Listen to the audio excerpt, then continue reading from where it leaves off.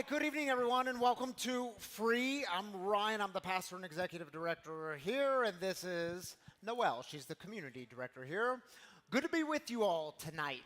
How about this? A Saturday without snow. And Well, it's not 7 degrees. That's exciting. You know what? That's not all the way true because it was snowing like early this morning at like 1 o'clock this morning.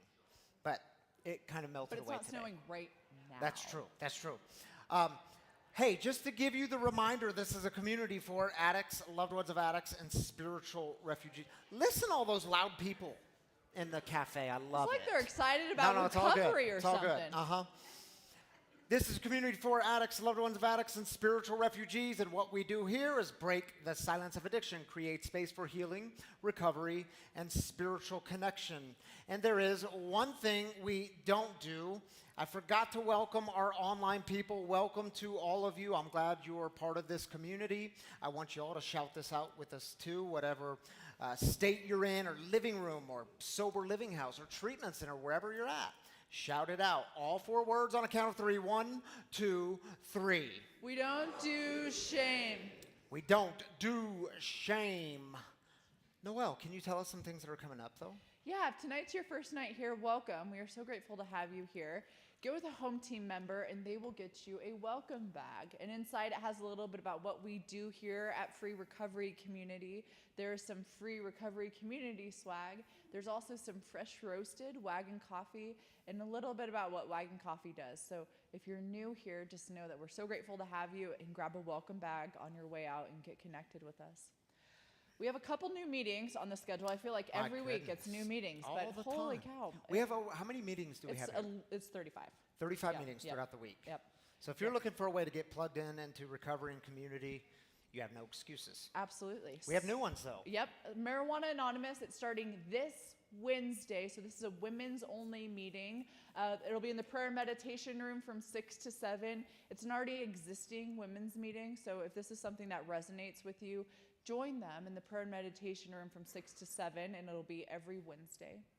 And then we have another NA meeting that has joined our schedule on Saturdays, and it's called Aloha. Can I tell you what Aloha stands for? Please tell us what it stands for, yes. A lot of happy addicts. I love it. It's great. It's Look great. at you, happy Isn't it addicts. great? Those are all a bunch of happy addicts clapping about it.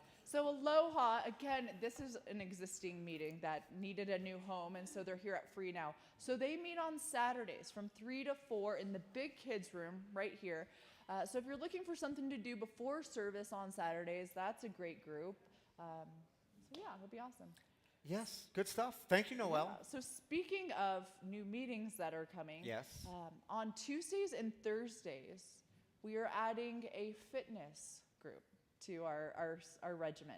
So it's going to be from 11 to noon on Tuesdays and 11 to 11:45. Oh, I'm so sorry. 11 to 11:45, excuse me. On Tuesdays and Thursdays here in this room. It's called Thrive at Free. So all you have to do is bring yourself. It's no cost in any fitness level. So be in this room, cardiovascular, strength and ability training. It's going to be awesome. Jim, our storyteller last week, he's going to be running it for us. So every Tuesday and Thursday. Yeah, it's going to be good. Week. Yeah, Come get your awesome. sweat on. That's right. That's Yeah. right. Okay, thank you, Noelle. A couple other things I want you all to know about. You might have seen on social media or our email that goes out every, we try to get those out on Thursday morning.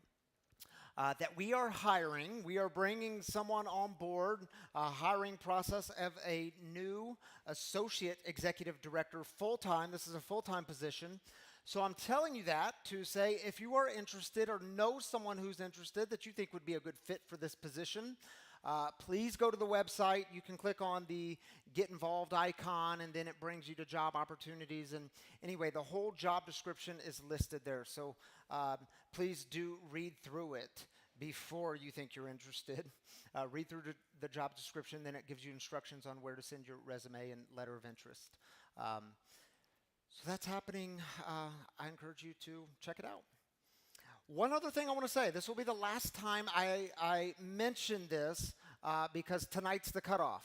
If you are interested in baptism on March 2nd, you need to let me know tonight. We've already got around 20 people signed up, so we can't do too many more, to be honest with you. What we do is we bring the custom-built wagon in here, fill it up with water, and do the baptisms and that. Now, there is a requirement if you want to be baptized, so you've got to be here for the What is Baptism session that we do.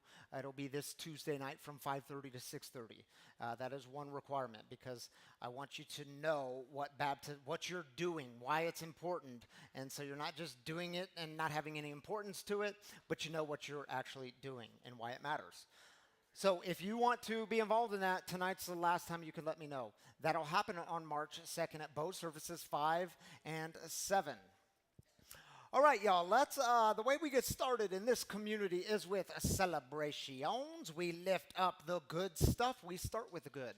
Maybe you are celebrating a sobriety anniversary or a birthday or new kids, new jobs, new homes, the new whatever. We want to celebrate it together in community. Something profound happens when we celebrate together. This is a very important part of our time together. We take 3 minutes for this. If you're online, drop your celebrations in the YouTube comments or the Facebook comments. We'll celebrate with you there.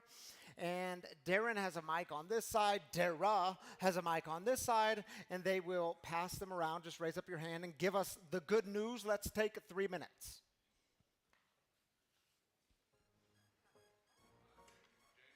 Is it on? Hold on. Do you maybe turn it on, because the online people can't hear? We're a hot mess tonight. You just flip it on. Yeah, there you go. All right, just shout it out, I guess. All right, 7 days without smoke. Way to go, dude. Let me see it. It's on. I'm Kai, and I'm celebrating 337 days free of fentanyl. Woo woo! Way to go, Kai! Hi, my name's Charlie, and I'm celebrating 115 days sober. Way to go, Charlie. Good news. Hi, my name is Jordan. This week, my dad moved out here from Utah, and I've waited 25 years of my life to have both my parents clean and sober and to share this experience of recovery with me. All right, brother. That's good news, man. We'll celebrate that. Hi, I'm Melissa, and on Monday I got 2 years sober. All right. Congratulations. In a row. Oh, that was Melissa back with the kids. Yes. I can't see back there. So good to celebrate with you, Melissa. Thank you for sharing. Lots of celebrations. Right here, Nothing Darren. too small. Hi, my name is Lauren, and in 2 weeks I'll celebrate 2 years sober, and I just wanted to do it a little early because I have my son with me today. So, All right, congratulations, Lauren. Hi, my name is Devin Lopez, and I got 18 days today. Way to go, dude. Glad you're here. 18 Name's days Angelo, and I have 12 days sober today from fentanyl. Way to go, dude. 12 days sober of fentanyl. Hi, I'm Heidi. I have 37 months this week. All right, way to go. Congratulations. 37 months. Hey, I'm Johnny Mack. I got 34 days sober today. All right, Johnny Mack. Congratulations. I'm Rose, and I'm 19 days sober and loving it. All right. Congratulations. Anyone else? You got 10 seconds. You can take us out. There we go. He's. First day here. What? Say your name. My name is Andrew Ange. First day here. My first day here. Glad you're here. Welcome to Free. Make yourself at home. Darren, you want to join me up here? I would love to. Darren Valdez, ladies and gentlemen. Hello. Shall we celebrate with our online people? Mm-hmm. Let's do it, dude. You take the first one? I have heard of this lady I before. know her. Miss Tammy Canada. Breck got his brown high belt last week. Selah worked so hard this quarter and made the honor roll. Shy loves gymnastics meet Gymnastics meet season just started up again today, and she did great. She grabbed first in bars. Way to go, baby. So much to celebrate, including 3 kids' birthdays this upcoming week. I know it's gonna be that's crazy. Gonna be expensive. 3 of our 4 kids. I know, man. It's not the it's the cake too. Oh, yeah. How do I eat cake 3 days in a week? I'm gonna do it. All right, Chance says, celebrating my baby girl's first birthday without sobriety and the support of Free and my sober community, this would not have been possible. Way to go, Chance. Celebrating with you, brother.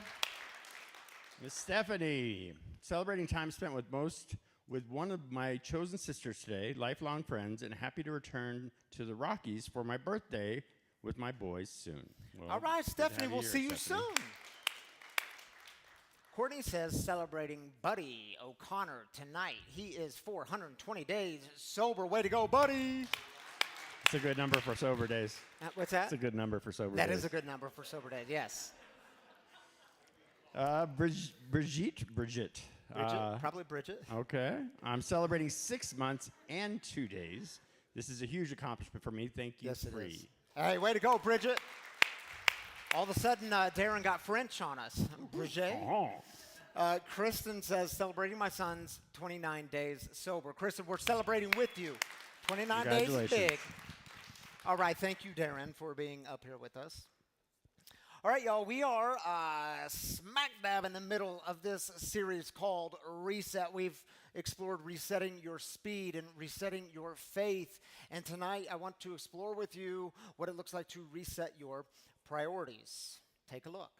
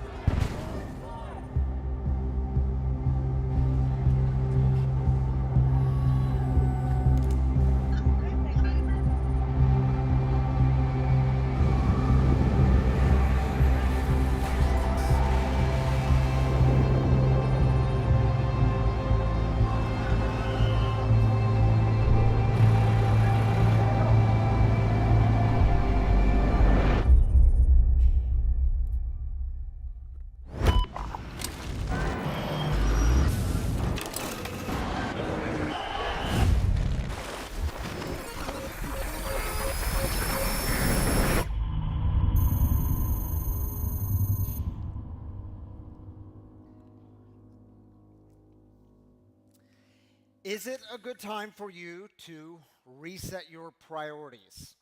Now, the definition of priority is really simple. It is the fact or condition of being regarded or treated as more important. So another way of asking the question is, when it comes to your life, what are the things that are most important to you? And is the way you're moving about in the world in alignment with what you say is most important to you?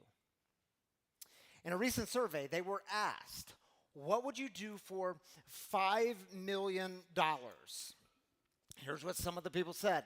In fact, 54% of the people said, do we have it on the screen? They would listen to country music for the rest of their lives. Sounds like purgatory, doesn't it? For some of you, not all of you. For $5 million, count me out. It's got to be higher than that. All right, it gets better. 42% of the people said they would have all their teeth removed. Check out how morbid this is. Half of you, 50%, said they would allow one random person on earth to die. What is wrong with us?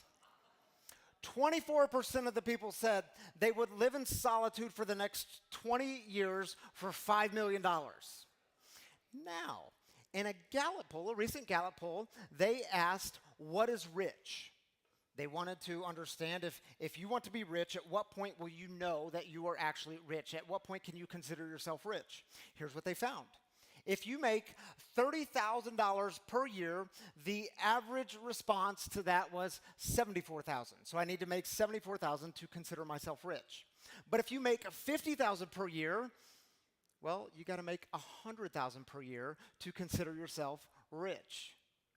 If you are among the top income earners, you need $5 million in assets to consider yourself rich, to say, I'm rich.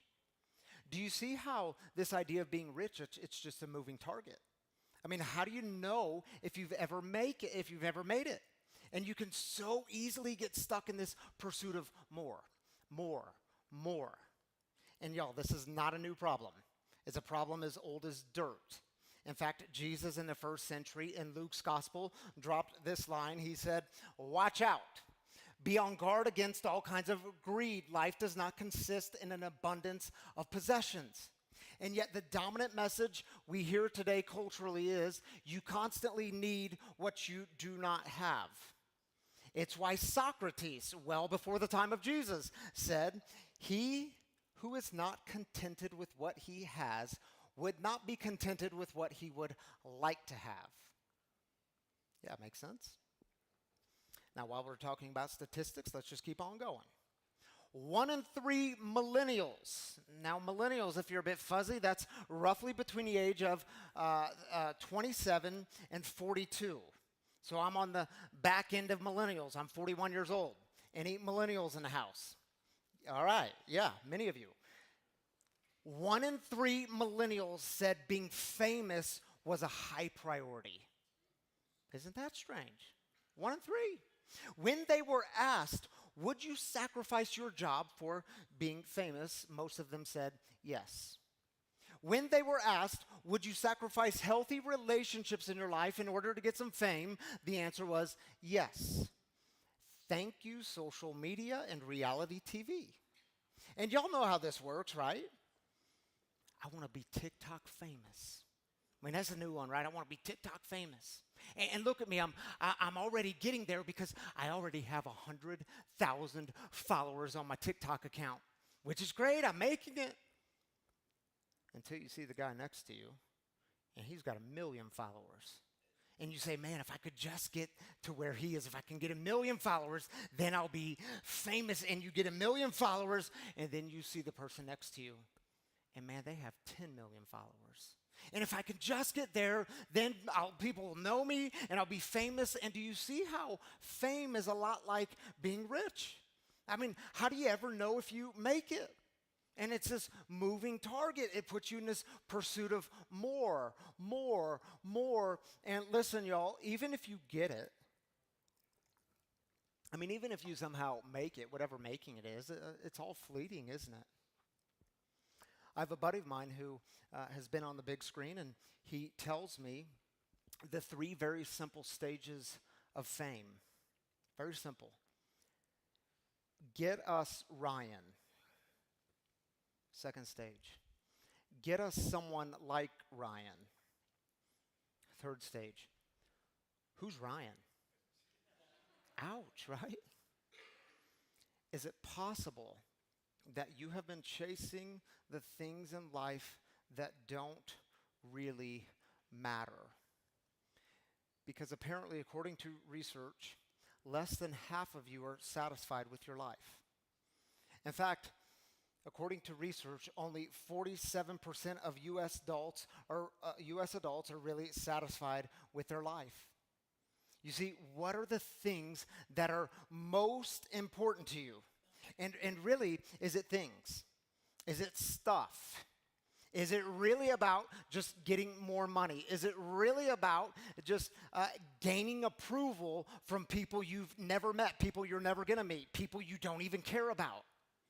Or is it about relationships and happiness and joy and peace and inner peace and being the kind of person you want to be, you are called to be, and making this world a better place after you're gone, leaving some sort of legacy of making it better? You see, what is most important to you? And by the way, is the way you move about in the world in alignment with what you say is most important to you? And if you struggle with this, you are not alone. There is nothing new about this struggle. It was, speaking of the first century, it was the Apostle Paul who was writing a letter to the church in Philippi. You can find this letter in the New Testament. It's called Philippians. He opens up his letter, and right after his opening, he drops this line. He says, I pray that you will be able to decide what really matters. You see, what really matters to you, and is your life in alignment with that? You know, an active addiction. I could tell you what I thought mattered. I could look you in the eyes and tell you what was important to me. But man, my life didn't match it. And it wasn't me being dishonest. I meant these things. I meant what was important. I could tell you that being a good father was important to me. It means something to me. And yet I couldn't wait for my daughter to fall asleep in her crib so that I could go and drink the way I wanted to drink. Yeah, I could tell you, I could look you in the eyes and tell you that being a good husband mattered to me. It was important to me. And yet, I did not know how to manage my emotions. I didn't know how to manage past pain or current pain. I didn't know how to manage hard emotions. I didn't even know how to handle the happy times and the good times. You see, for me, the drink was my solution for all of life's problems and all of life's good times. And see, addiction robbed me of priorities. It allowed me to say what was important, but actually do the opposite. And what I can tell you is recovery gives you and me the opportunity to put into alignment the things that we say matter, put it into alignment with the way we're actually living. Do we do it perfectly? No. Progress, not perfection. Do we stumble all the time? Yes. But we at least have the opportunity to put our lives into alignment. One thing that will help you stay in alignment with what you say actually matters is to choose important over urgent. What in the heck does he mean by that? Well, let me give you some examples of choosing important over urgent. If you are in your car and the check engine light comes on, well, you getting your car to the mechanic, you taking it in, that is what? Urgent. You keeping up with your vehicle maintenance and doing the things required to keep it running smoothly, getting the oil changed, that's what? Important. When it comes to your life, choose the important over the urgent.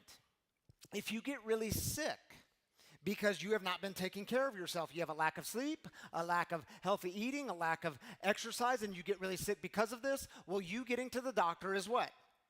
Urgent. You taking care of your body on a daily basis, on a regular basis, this is important. Give your life to the important over the urgent. If you're in recovery and you are jonesing for a drink, or you're jonesing to hit the send button on that angry email that you wrote and you spent hours crafting it and you think it's just perfect, well, you connecting to someone else in recovery, whether it's calling your sponsor, getting to a meeting, or whatever, that's what? Urgent. You staying connected to your recovery on a daily basis. You staying connected to people in recovery to keep your mental and spiritual health healthy, that is important. See, give your life to the important rather than the urgent. Anyone read Seth Godin? Seth Godin is a thought leader, an entrepreneur, a prolific author. He's written extensively on this subject of urgent versus important, and he says this: if you choose what is important, you won't deal with as many things that are urgent. Does it make sense? Doesn't mean the urgent never comes up, but if you choose what is important, you won't deal with as many things that are urgent. There's a fascinating story in Luke's gospel in the New Testament.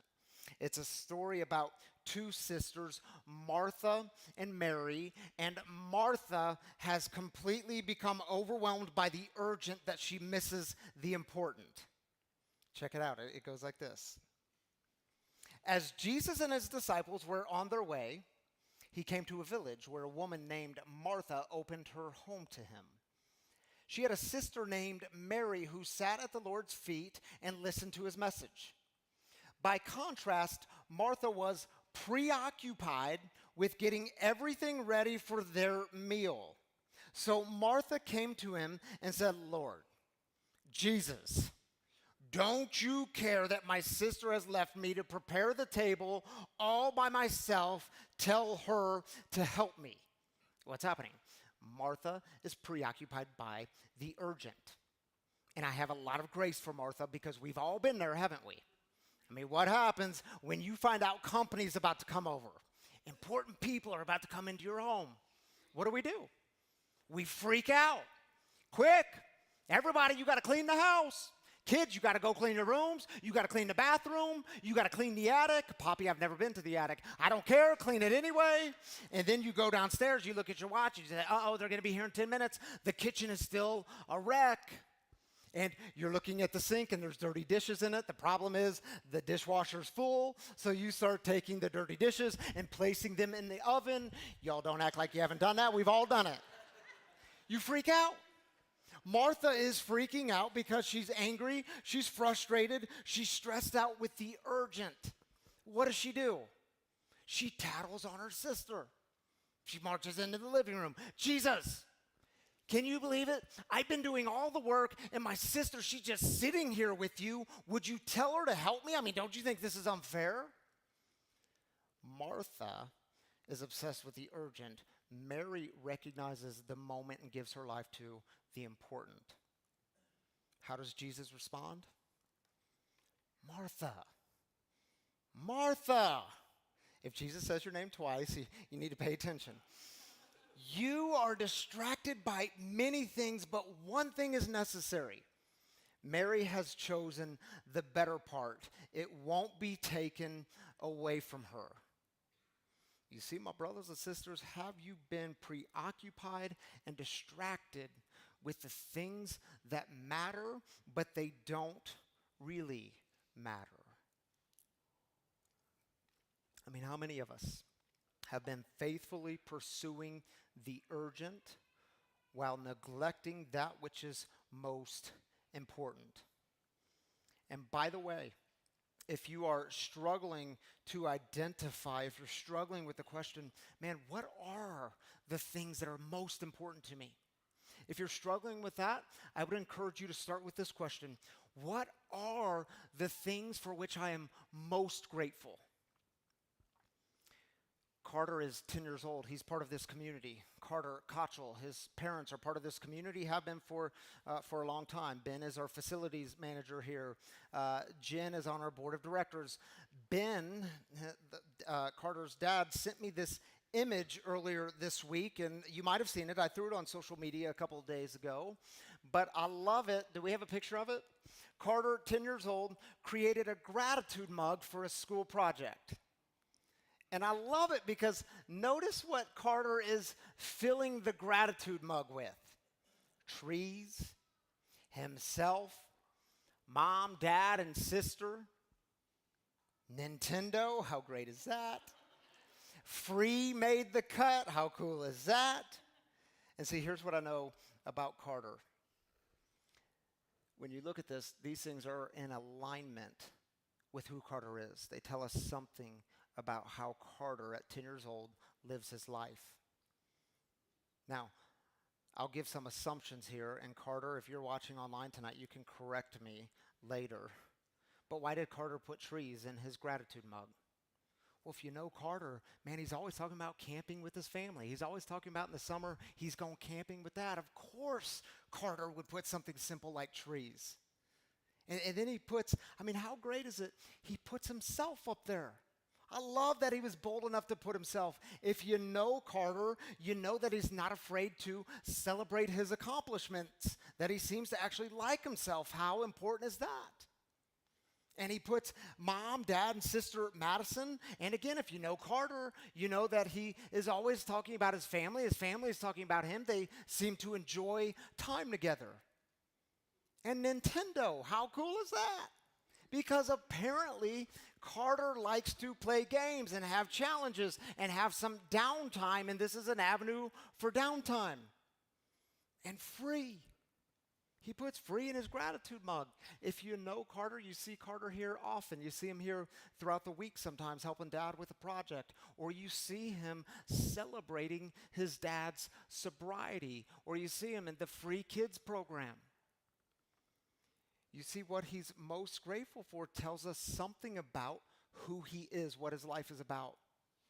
I would ask you, what are the things for which you are most grateful? And generally, not always, but the things you are most grateful for will be determined by loss, failure, and bottoms. Talk to someone who has recently lost someone that they love. It's amazing how they can very quickly tell you the things that matter in their life. They've been given new perspective. Talk to someone who has just lost a business that they poured their blood, sweat, and tears into, and the new perspective that they have now, and how quickly they can tell you the things that matter. Or think of the bottoms you hit in your addiction and how it gave you new perspective in your recovery, and now you can say the things that actually matter to you. If I were to ask you, tell me the things that you are most grateful for, most of you would not mention your car to me. No matter how nice and fancy your car is, you wouldn't start talking about your car. Most of you, if I were to ask you what you're most grateful for, most of you would not begin telling me about your house. And I realize this is a position of privilege to even say that. You might tell me about your home, but that's different than a house. No matter how big and nice and fancy your house is. Most of you would not begin telling me about your watch. And listen, y'all, I love my Movado watch. I've worn a Movado watch for well over a decade. I researched this thing. I price compared it. I saved money for it. I love my Movado watch. And do you know, when I take out my phone at night and I make a gratitude list, not one time has my watch made the gratitude list. You see, what are the things you are most grateful for? Today, I'm really grateful for my recovery. And you say, yeah, but Ryan, that's kind of an obvious. Don't you just kind of have to say that one? No. I'm grateful for my recovery because I know what it's like to be a drunk.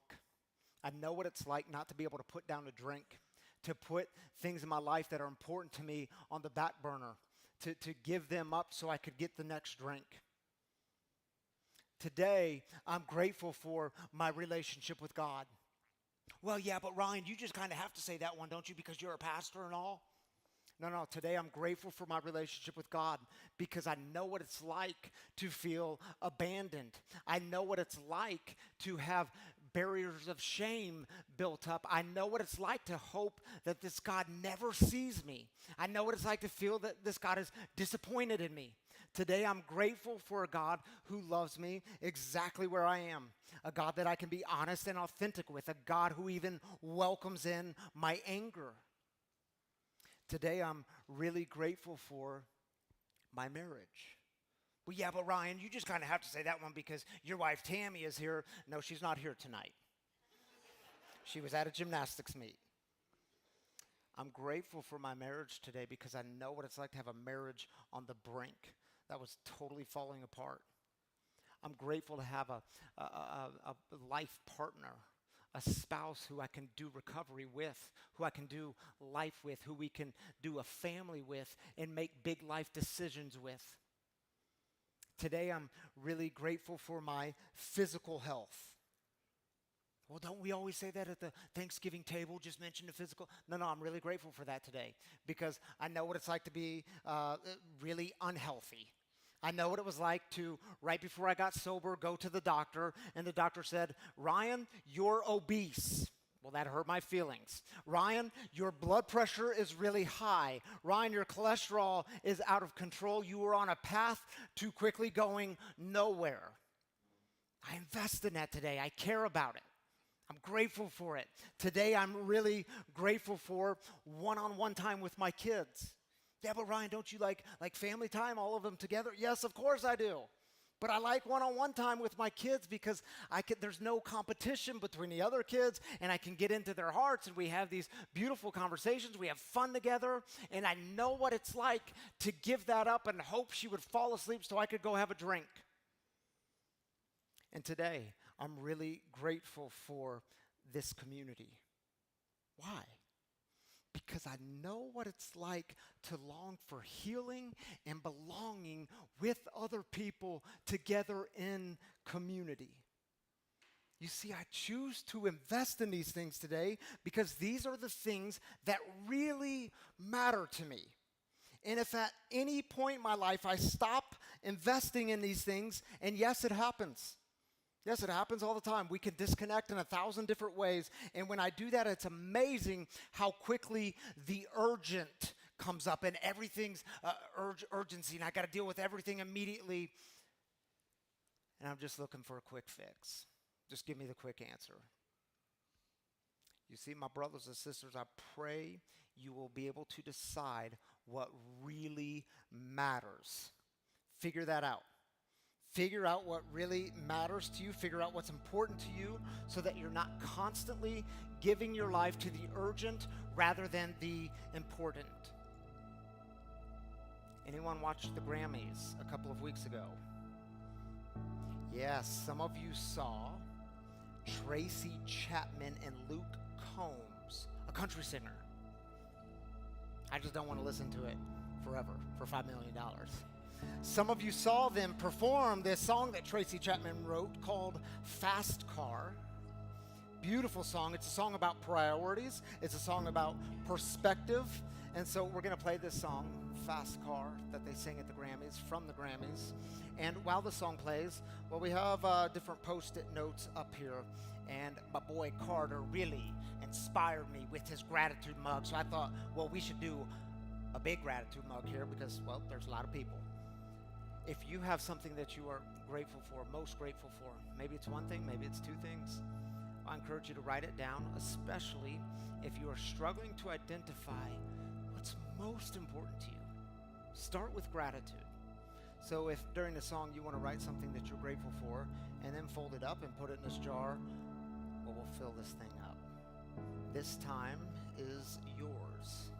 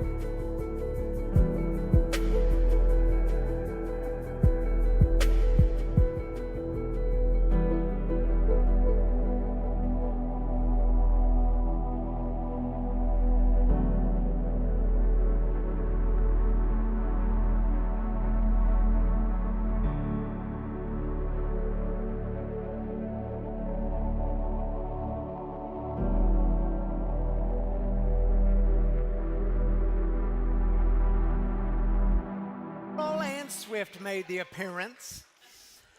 Someone came up to me last service and she said, oh my goodness. She said, that used to be my drunk song. That's the song I would turn on. Don't act like y'all didn't do it, like late at night and you start crying and that's your drunk. She said, that's the first time I've heard this song in community being sober. How beautiful is that?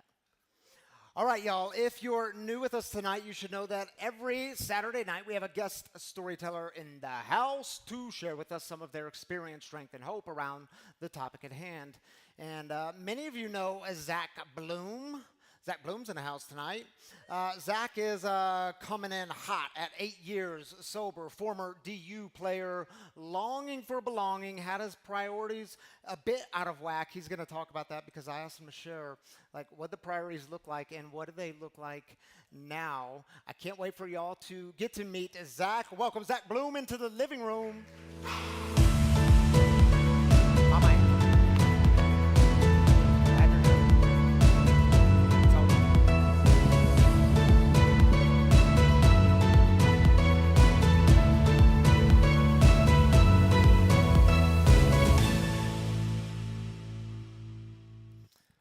Brother Zach Bloom here, 8 years sober, former DU hockey player, husband and dad of 2, entrepreneur and mindset coach.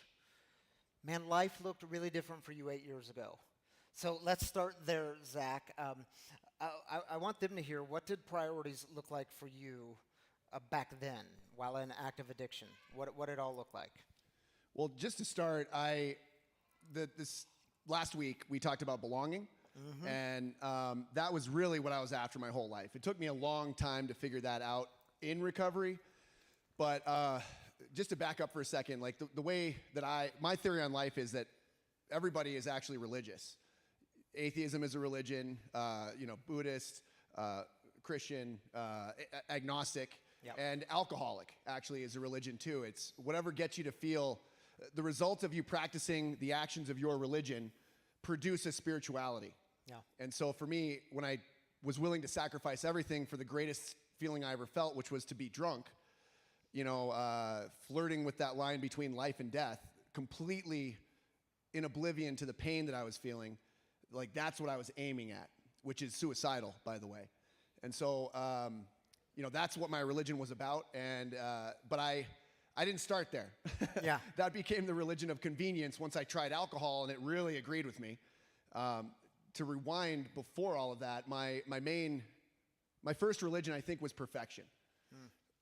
The way that I felt the best was when I got a straight A report card, or made a hockey team, or was a captain on a hockey team, and or made a friend that I really respected.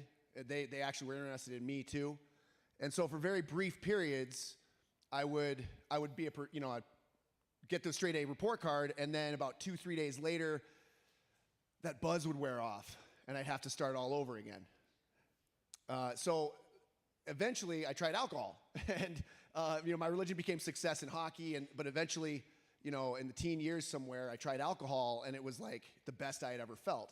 Way better than I had ever felt. Gave you a sense of belonging. Gave me a sense of belonging. Thank you. Yeah, and it was. I got to be honest. It was. I needed some chemical relaxation. I was so uptight, So I chemically induced, and all my friends were like, Zach, you're awesome like this. You should do this more often. And they gave, I was getting some great feedback, and I immediately, the feeling I was trying to get my entire life, I had in just a few drinks all of a sudden. So when you were in college, just down the street at DU, on the hockey team, drinking was a way for not just acceptance, though, because acceptance, I think belonging is deeper than acceptance. How'd that play out on a practical level for you? Well, so I was a great student, but I was a walk-on the hockey team, and it's a perennial contender for a Division I national championship. It's an unbelievable hockey program. Yeah. And I was a walk-on. I was a recruited walk-on. And my dad's in the house. He was a star player back in the day. He's also a sober guy today. So I was kind of like walking in the family tradition, but I was so wound up. I wasn't a big drinker when I got there, but there were kids that were like on the team that didn't drink, and they were like Christian kids, and some of them didn't even like hang out with girls and stuff, but they all played. And so I messed with them a little bit. Like I prayed with them a couple times before games, but I was just like writhing in pain, really. Just, I was in this new place. It was so hard. They had won the national championship the year before. I was not a great player. I had to really work hard. There was a big learning curve in that first year. And if I had a choice to make, I could stick with these Christian kids or, you know, the spiritual kind of kids, but they were part of it already. I just didn't feel a part of it at all. But when I drank with the guys after the game, you know, they'd put their arm around me and say, hey, you're not so bad. Yeah. And I also wanted to mess around with women a little bit more. So that was, you know, I wasn't willing to dispense with that. Yeah. You had some out of whack priorities, Zach, as we do in activity. But actually, your priorities were interesting because you mentioned belonging and intimacy. Great priorities. But you used booze to get those things. Say a word about intimacy. I thought this was very interesting. So intimacy is not necessarily sex. Sometimes it extends to sex as well. It kind of depends on, like with my wife, it's a foot rub, you know. But intimacy is the intersection between truth and love. So when I can be completely honest about where I am and tell the truth about myself and admit some things that maybe I'm not really excited to admit, somehow the love gets there. So my experience with intimacy, it means into me see is another way to think of it. So my experience with intimacy, like on the hockey team, it was external. And I had to do certain things and perform a certain way. And when I performed, then I got acceptance. Then I got that feeling of intimacy, the guys, you know, throwing their arms around me kind of deal. And so it was never inside. After college, I was in a relationship, and actually, you know, the thing that I prioritized probably more than anything else, I come from a great family. I wanted to be a dad and a husband. And a gal that I was dating broke up with me and then told me later on that she was pregnant and she was going to have an abortion. And I actually told her I agreed with her. But I did say, I was like, well, I think it's life, but I think we should end it because I was so, I felt so rejected because I just wanted to be a dad and I just wanted to be a husband. And this woman, upon finding out that she was carrying my child, was like, see ya. So it was, the priority that I had in my life was I was as far away from it as I could possibly be. Even though I had this resume that could get me any job, you know, Division I national champion, straight A student, I was completely broken and hollow on the inside, and that's the turning point. I had drank kind of like a gentleman up until that point, but at that point I was like, you know, I'm feeling so much here, I'm gonna go process this at the bar, you know? And, you know, one shot at a time, I'm gonna feel my way through this. But of course, I didn't get a chance to process that really at all because the alcohol was numbing out the pain.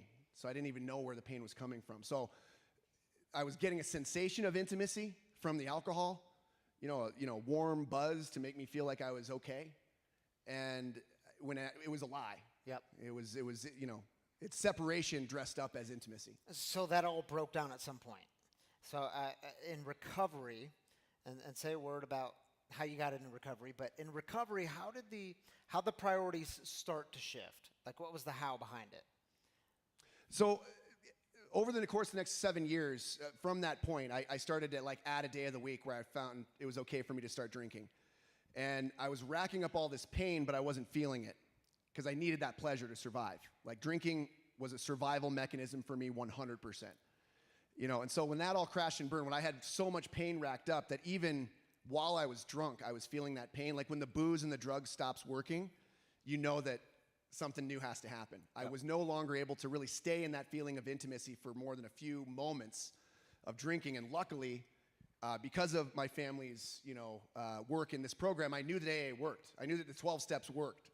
So when I crashed and burned in Vegas, and I had this moment of clarity of like, this is not working and I can't do this again. You know, I can't keep doing this. I'm going to die if I keep doing this. What's the difference between how I'm drinking in Vegas versus how I drink on a Tuesday night in Denver, you know, on any given night? That was the wake-up call. And I had to find another way, and I knew I was broke, I had no money, and I had no health care. So, and I had issues. But for some reason, when I went to, you know, the 12-step rooms, it worked for me. Yeah. And so I became obsessed with going because when I'd go, I'd feel better. And so I got the sponsor. I started working the steps. I started, 2-3 meetings a day. I got a service position. I was like all in. And I'm like, I don't know if you guys catch this, but I'm way too smart for this God thing, Very smart guy, Zach, yes. And so for me, I realized I had to really make it simple. I had to use my big brain to make it real simple. And so there's this saying at the beginning of most meetings, they do this reading, and it says at the end of this reading, and everybody chants it together like a cult, and they say, God could and would if he were sought.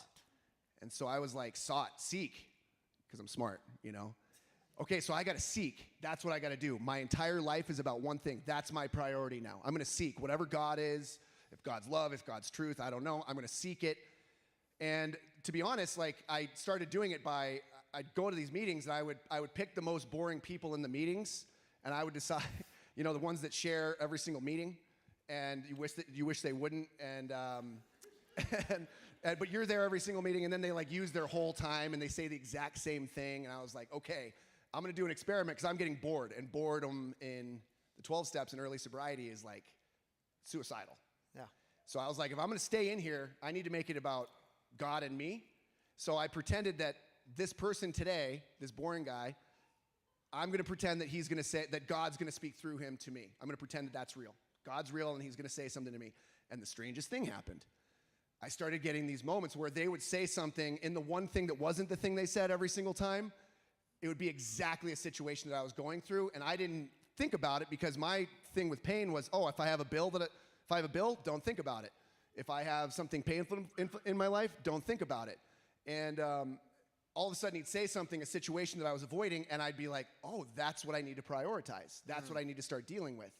So the system of going through, this new higher power thing, I started to get these feelings of I can actually take action with this.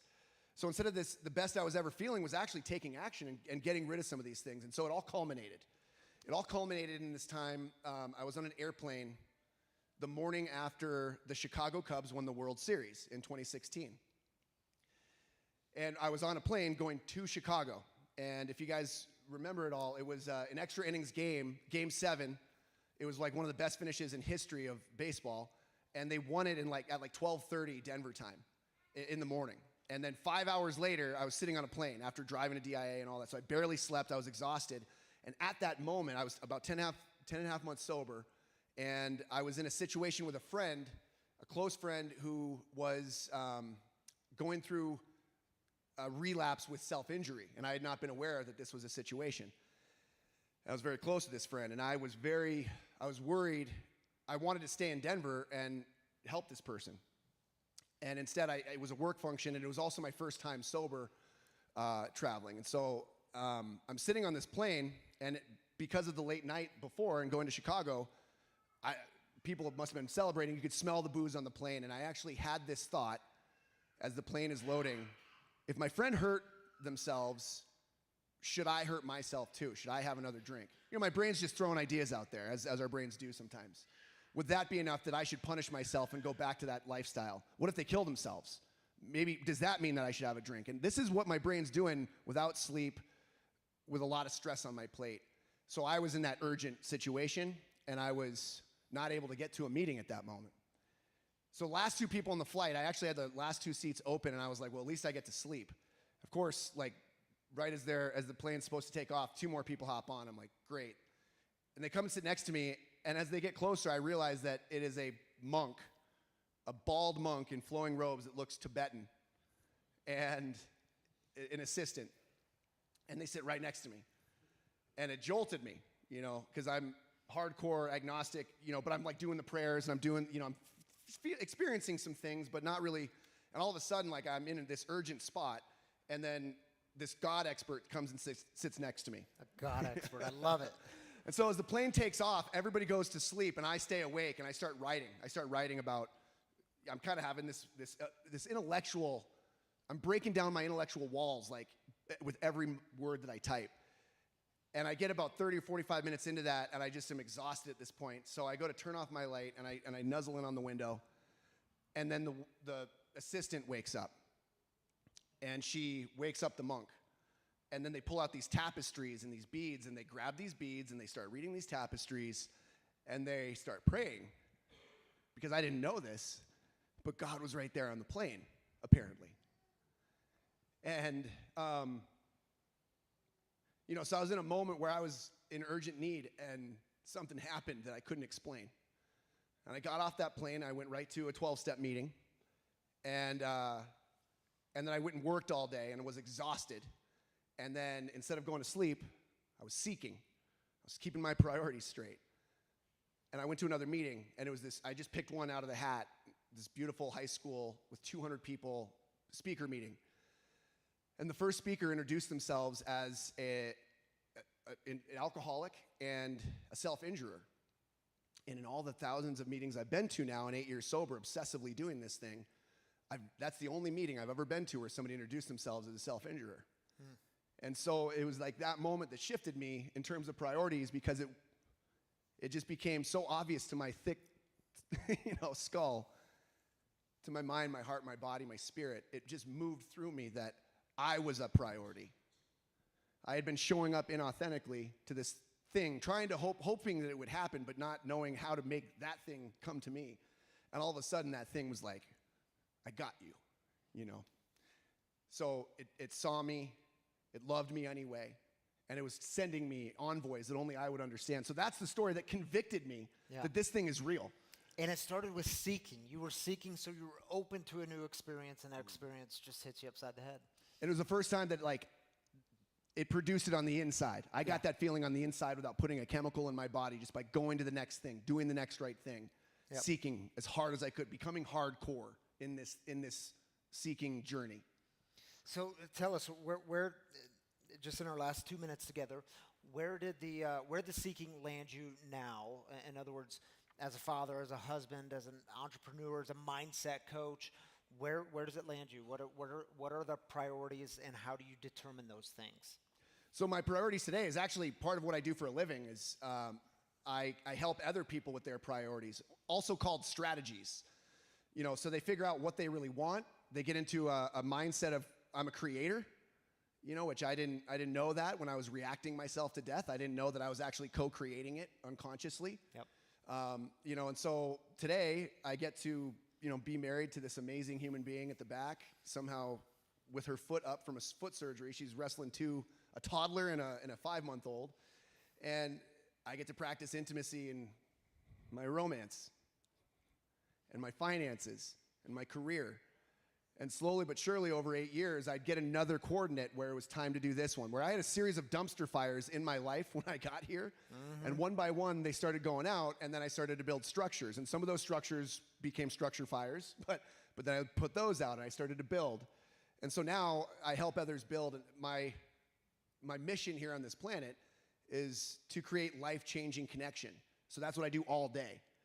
So I sponsor a lot of people. I literally get to work with non-addicts and alcoholics, business people, and I help them discover their purpose on this planet so that they can fall in love with the thing that they love about themselves, and they can find all the stuff they don't love about themselves, and then that helps them to build the companies they want and the families they want.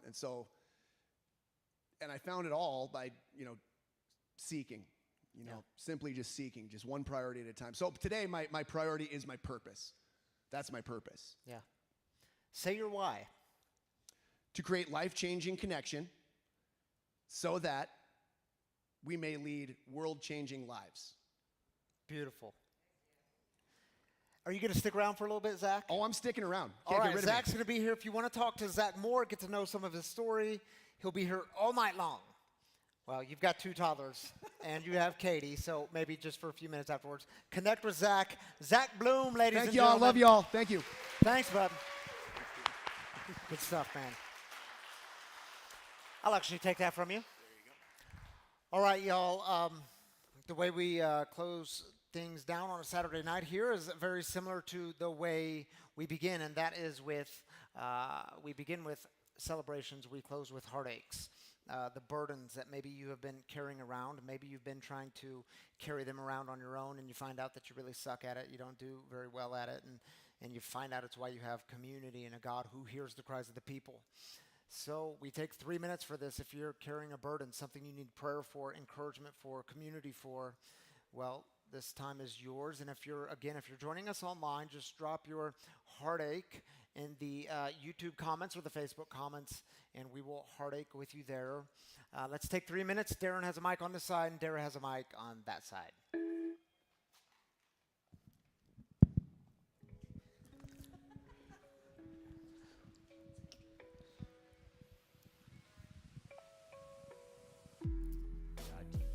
Hello?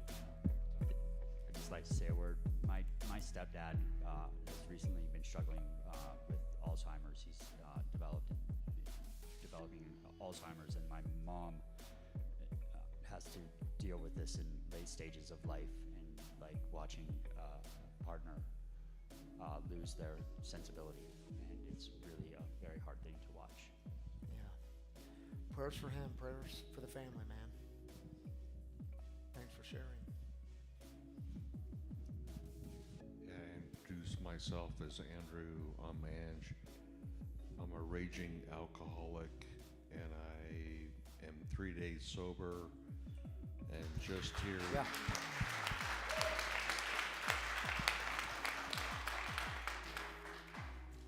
You know, that applause means a lot, but still, I gotta forgive myself, and we'll move forward.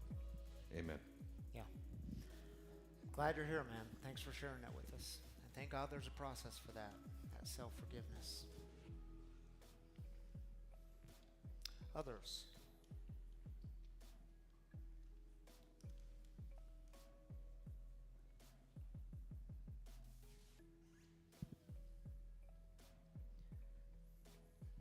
Shall we just make it awkward and have a time of meditation? Anyone else? You have 1 minute. All the way to in the back.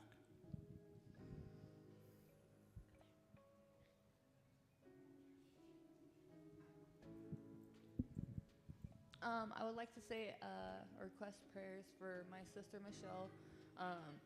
She's been back in active addiction for about 2 years now since one of our other sisters passed away from an overdose.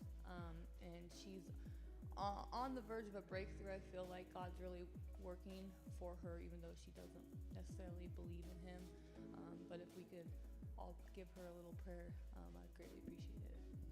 Absolutely. Prayers for her, prayers for your family. Glad you're here. My daughter's stepmom fell ill in Montrose, and she's doing a little better, but I really want to pray for her to be able to get back here safely and get to her 2-year mark in May. All right. Prayers for her.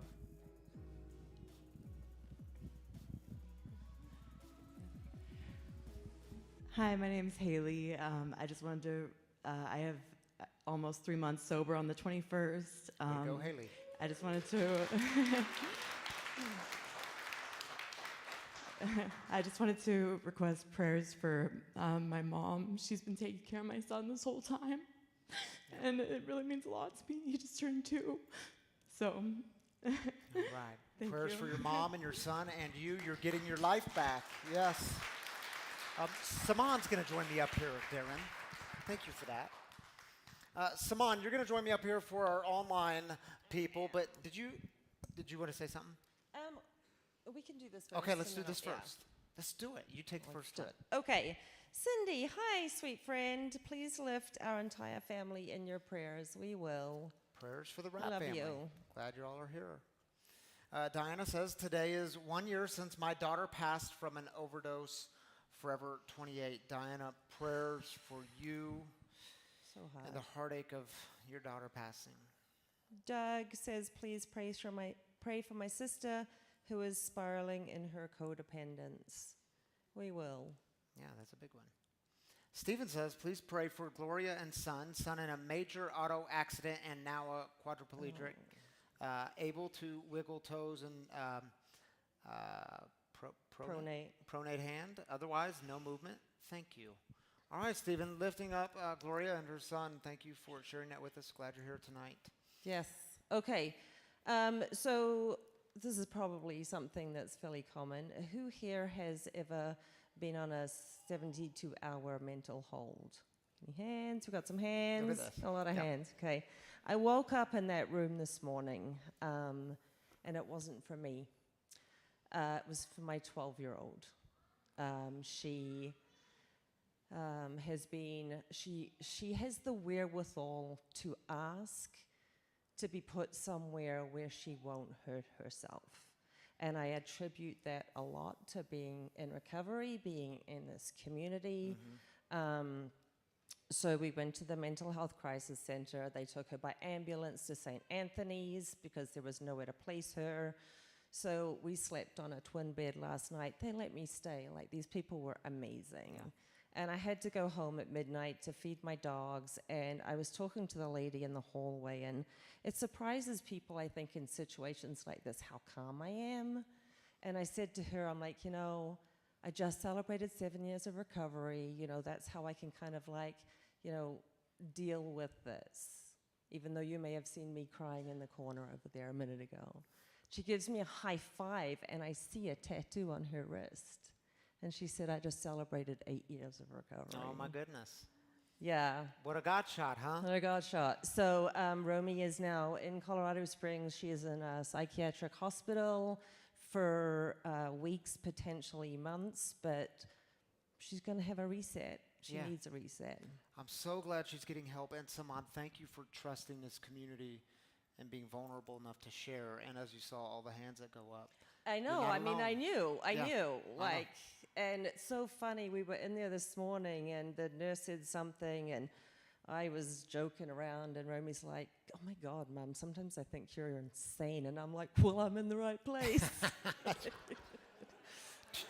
We had some humor this morning. It was nice to see that. It's a beautiful humor, though. Levity. And I said to Ryan earlier when I called him, like, when I left for Harmony, there was this relief and a release that I was putting myself in the hands of people who knew what the hell to do with me. And I think I saw that in my girl today. And I came straight here from there, and they had visiting hours, and she seemed happy.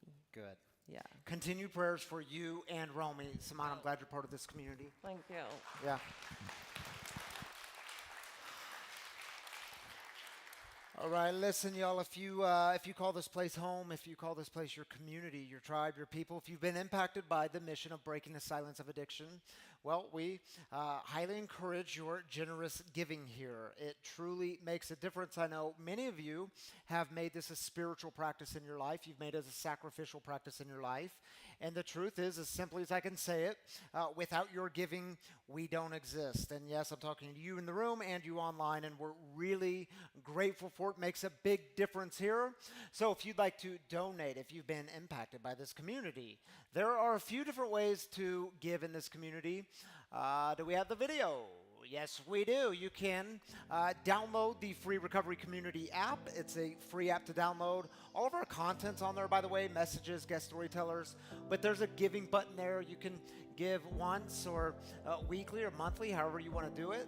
You can also do the exact same thing on the website, freerecoverycommunity.com. And there is 2 giving kiosks, one beside this door, one outside of these doors, if you would like to give that way. And let me mention, I mentioned it last week, we just got a new dip jar. If you don't know what a dip jar is, it's on the table on the entryway, right when you walk in the front doors. You literally just take a credit card, and the thing is set at $20. So you can't give more, you can't give less. It's set at $20. You literally stick your card in, you pull it out, and that's a quick, easy, safe way to give $20. So hit the dip jar, dip often if you want to. Makes a big difference here. Thank you for being a part of it. Shall we go out with a prayer? I would invite you to open your hands. It's just a sign of openness. You're open to the God who is floating in our midst and breathing life and everything all around us and in us and through us. And take a big deep breath. Yeah, exhale spirit. And be reminded God is as close as breathing. And if you don't know the Serenity Prayer, It's on your screen, and we'll pray it together. It goes like this. God, grant me the serenity to accept the things I cannot change, the courage to change the things I can, and the wisdom to know the difference. Amen. Grace and peace to you, my free brothers and sisters. See you next time.